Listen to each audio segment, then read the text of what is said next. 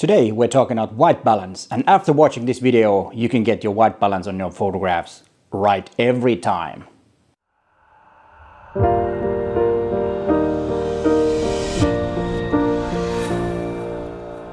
Hi there, I'm Peter Forsgard, an Olympus visionary and a professional photographer from Helsinki, Finland. And before we get into the secrets of white balance, please consider to subscribe to my channel and hit that bell so you get notified when there is a new video online. My channel is all about you getting to be a better photographer and of course about Olympus gear.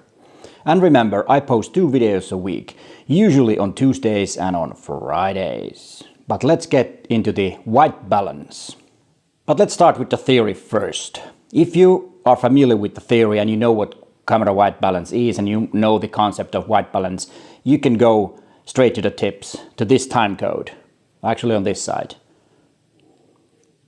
Every light source has its own color temperature and it is measured with kelvins. The average color temperature of average daylight is 5500 kelvins, but it may vary a lot because it's measured in straight sunlight and midday in Washington DC.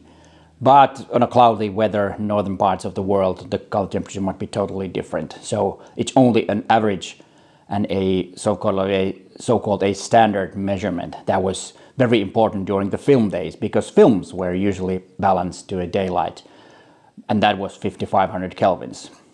The lower the color temperature of a light source is, the more red it is, and the more higher the white balance value is of a light source, the more blue it is. And here is an example. This video and the lighting that is right now is an example. My face is lit with a Falcon Eyes SO LED light, and I set it to be 3000 kelvins, and then I set 3000 kelvins to my camera. So my face is about neutral color.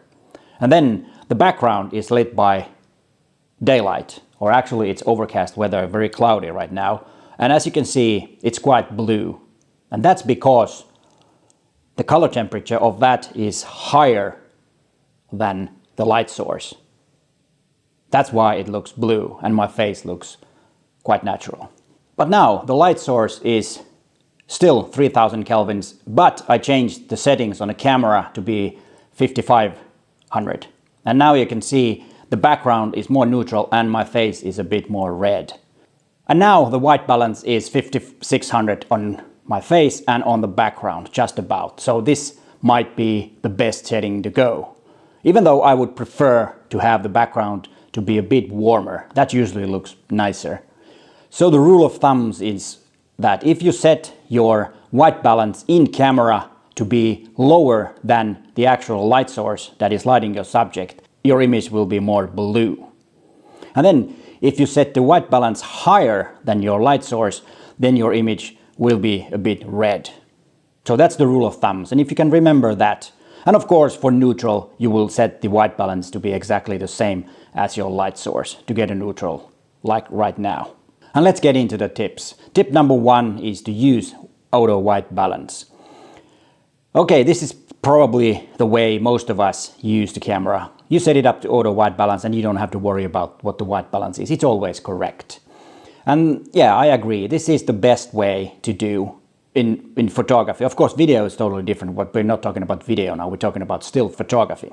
But as I said, auto white balance is the best way to get so that you have white is white in your image and black is black in your image. If you want something else, then you need to tweak the auto white balance in post. But that's usually the way to go. Then tip number 2. Use a white balance target.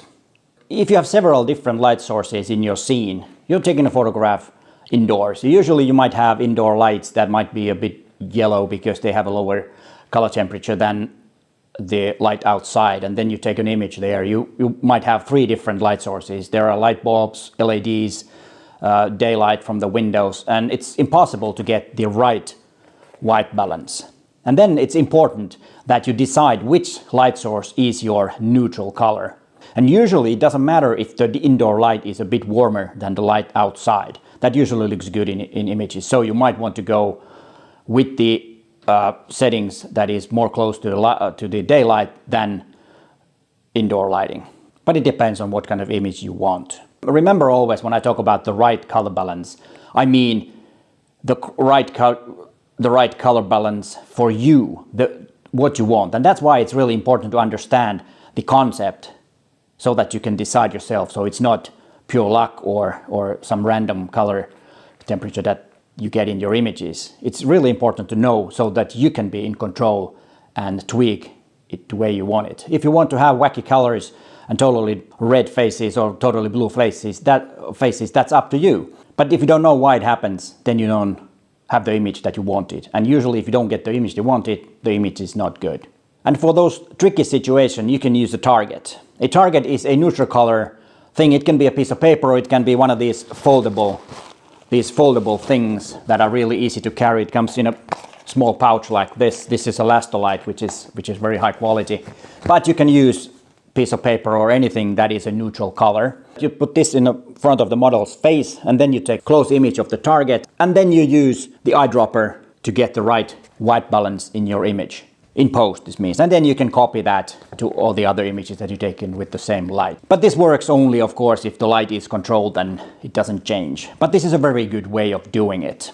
But there's also another use for the target, which I will talk later in this video. So stay tuned, there will be a great tip for the use of the target later in the video. A target can also be these letters because there is white on this letter and you can click the white and that will give you the right white balance. It will turn this white and all the other colors in proportion to that. So it will be a neutral color photograph. Have you used any targets to get your white balance correct in your images? Do you use these kinds of more pro versions, or do you use piece of paper, for example, which I sometimes use when I'm on location. If there's a piece of paper on the table, I just grab it and use that. It's a lot faster than taking this out of my bag.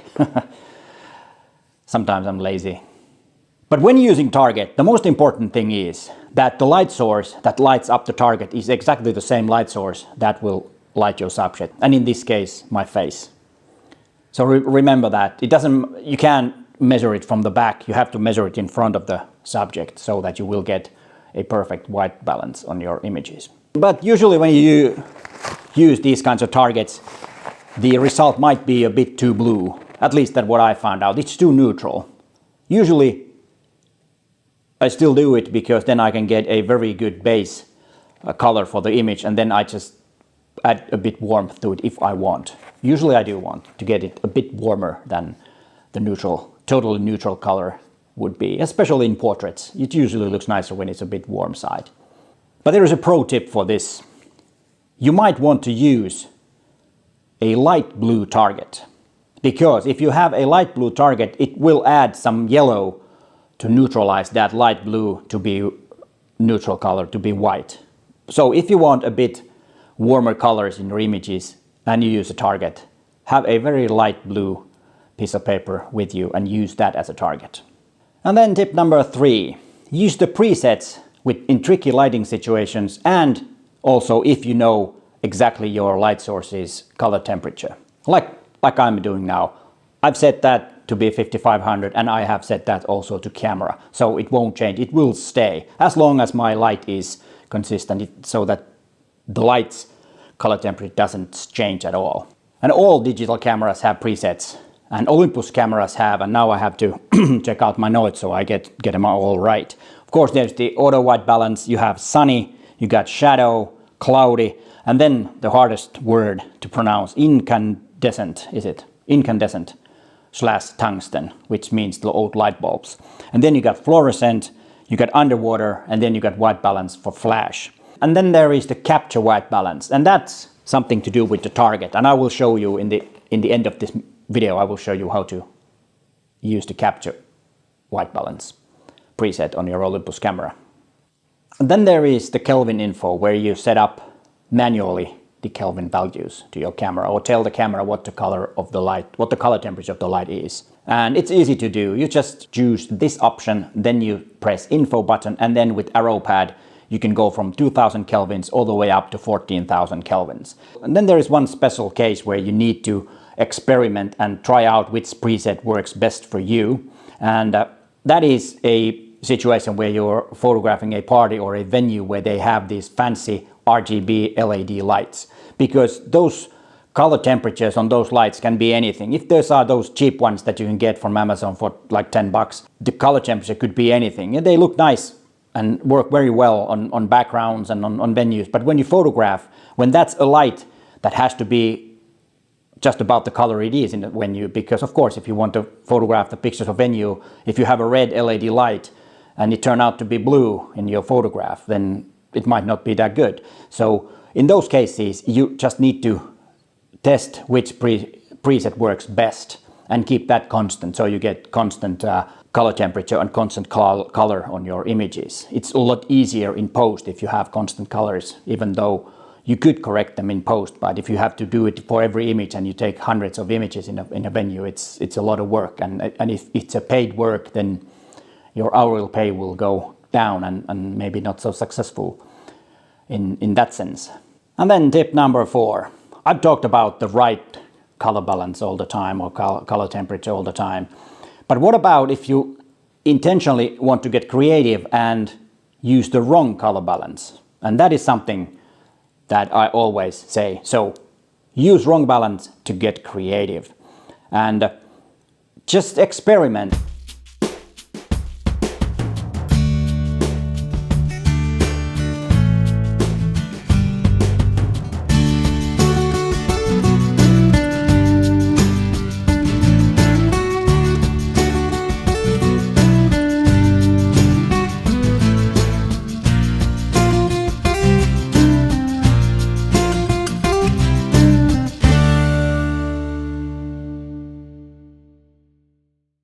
Then a bonus tip in this tip. Use tungsten setting when you're photographing night scenes in a city, because most of the lights in the city are tungsten lights or have a lower color temperature than daylight.